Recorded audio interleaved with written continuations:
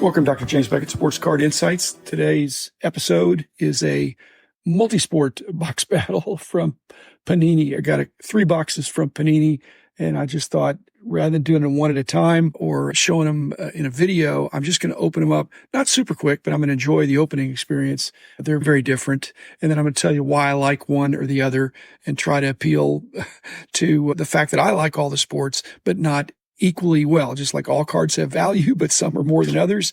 I love all sports, but some I love more than others. And sometimes, even though I love the sport more, I might love a certain card or release or product more than you would think. But thanks sponsors, especially Panini, but also Topps, also Upper Deck, Heritage Auctions, Hugs and Scott Auctions, Mike Stadium Sports Cards, Burbank Sports Cards, ComC.com, and Beckett Media, Beckett Grading, Beckett Authentication. First up, baseball, my first love. So you might think that would be my choice. The 2023 Panini Elite Extra Edition Baseball. This is more prospects, college draft picks, things like that. Going for about 110 right now for the box, 5 packs of 5, clearly touting 8 autographs and 2 memorabilia cards per box. That's strong to me. Out of 25 cards, you're going to get 8 autographs and 2 memorabilia cards. So those are definitely keepers. And even the other cards are early cards of these players. If they don't hit, you're probably not going to get much out of them. But if somebody hits it, like I said, back in the day, I was early on into minor league cards. Even in the 70s, I was into minor league cards, in the 80s especially. And I believe in the category. I think minor leagues or college, both of those, that's where the future stars come from. And an early card will always be an early card of a superstar. If somebody hits it big, then that's great.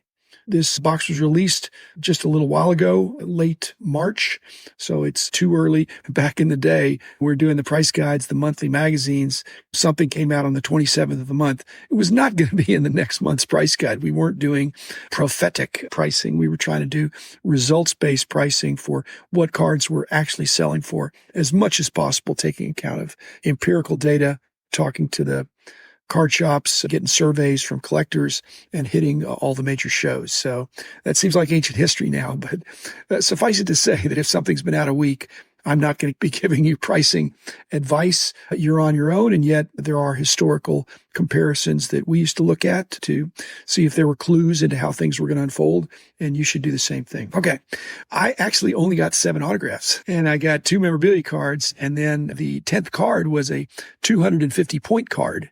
So I thought, well, that's cool. I'll get 250 points. Maybe not as cool. I would have rather had another autograph. I'm putting together some points, but as I go to the Panini website, I'm finding out if there is stuff that's good on there, it gets plucked and pulled off pretty quickly. So I think I'm up to about 550 points, and maybe I just need to be ready to pounce. Or as I'm finding out, there's an active market. You can sell your points. Maybe you get a nickel a point or something like that. It's not lucrative. So my 250 points are worth 10, 12, 15 bucks, depending on who you talk to. Again, I'm not collecting money. I'm collecting cards, and I'd rather have an autograph of some surprise player who may or may not make it. Obviously, if the guy doesn't make it, it's better to have the points. But you never know. You could get somebody really good. The cards are pictured in their college uniforms. No big deal to me. That's the uniform they're wearing. The mention on the front of the card is the team city. So it doesn't say that it's Dodgers or Angels. It just says Los Angeles. And when you flip on the back, it talks about the player from Anaheim or something like that. Panini has to be very careful. They do not have the license for Major League Baseball to use the team logos.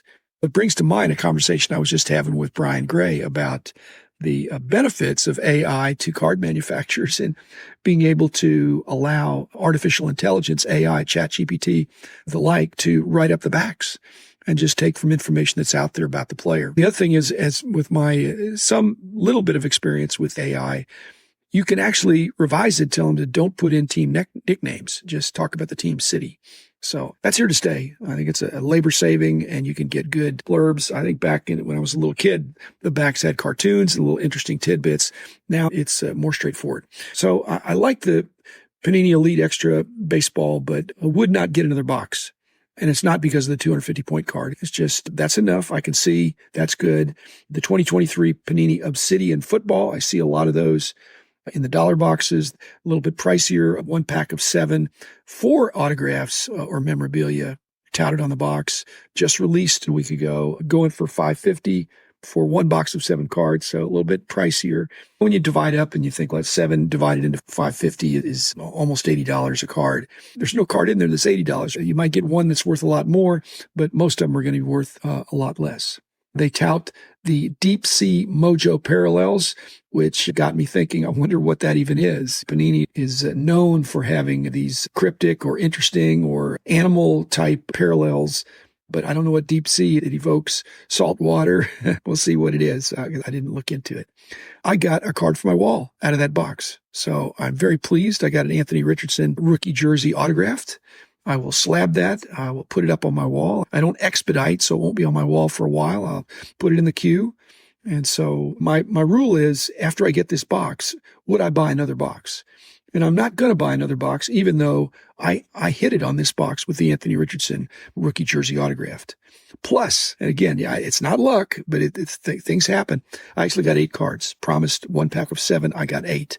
I actually got 3 memorabilia cards along with the 2 autographs.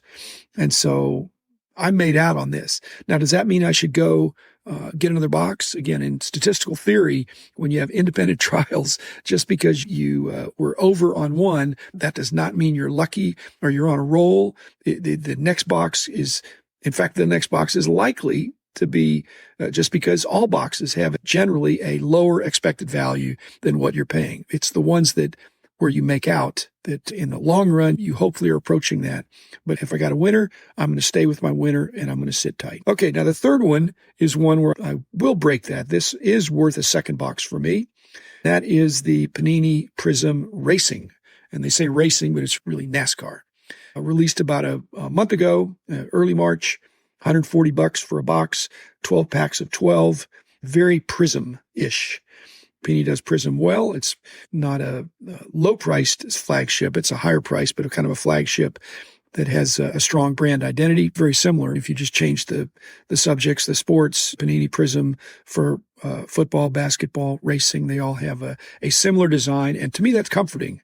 I want this to be a hobby of skill, not of luck. I want to be able to recognize when I open up the pack which parallels are better based on color. And if there's some continuity between the sports, I think that's helpful. That pays. I note also there's ages 9+ on the box. I don't think this is too trivial, but I was just spending time with my grandkids, and I'm realizing that if it's ages 9+, maybe that means a little kid could put the card in their mouth and they wouldn't die. They wouldn't get sick. Kids don't try that. But I've noted that when some of the ages are 14 and above, there are other elements on the card that you definitely wouldn't want a kid, a 4-year-old, putting in his or her mouth. Now, do 9-year-olds put things in their mouth? Hopefully they don't, what they're not supposed to. And 14-year-olds certainly should know better. So that's just a whimsical way to look at those age things as a consumer protection aspect. So 12 packs of 12, 4 autographs in the box on average. Dale Earnhardt Jr. was pictured on the box. I like that. There's some continuity there from his career as well as his dad's career. Legendary family. In fact, what I really want is a Dale Earnhardt autograph. And Logan and Val know that. So my NASCAR buddies would love to fix me up, but I want to come by it honestly. I want to figure out a way to get it in a fun way and stick it up on my wall. Promise at least 20 Prizm parallels in the box. That's what Panini and Prizm are known for. I will say this, just an editorial comment to my friends at Panini. I strongly prefer color as opposed to silver. I think the silver Prizms are nice looking cards, but there's not enough difference to justify what in some cases with certain rookies is a huge premium for a silver Prizm when all the Prizms are silver and Prizm-y anyway. I want more color and I'd like to see less emphasis on the silver, but that's just my one person opinion. Okay. On the 4 autographs, I did get them in a sense, and I'm not complaining because I love cards. But I know there's a hierarchy there. And so you would know I had the 4 autographs. We wouldn't know this, but I'm telling you, I got one that was an on-card autograph. Obviously, that's best. I like that. That's the cleanest look. And the card companies would love to have everything be on card because end of story. And they realize I got 2 sticker autographs. Okay, well, that doesn't add up to 4 still. Okay, then my 4th autograph was a redemption card. Okay, again, not complaining because I will get it. I turned in some redemptions and I've gotten them, not quickly, but I've gotten them in a reasonable amount of time for the amount of redemption stuff they must be having there. So I will get my 4 autographs and that'll be fine. There wasn't anybody that I'm going to put on the wall. The reason I'm not complaining, I remember back when there were no autographs in the box, in the case, anywhere. You're paying, but this is $140 to get 4 autographs plus another 140 cards. I would say this is the only box of these 3 that I would, if somebody says, you got to buy one, you got to buy another one, buy 3, get 1 free or something. This is the one I would take. Now, obviously, the Obsidian is worth a lot more, but just if I'm pulling out some cash, the Panini Prizm Racing is what I would do. I like Prizm design. I will say this, the rookie cards are designated. Rookie cards are, I think, not as important. A lot of things are not as important for racing because the drivers are very accessible. But in spite of the danger, they actually have very long careers frequently. And a lot of times it's not just their driving prowess, it's the team and the backing that they have.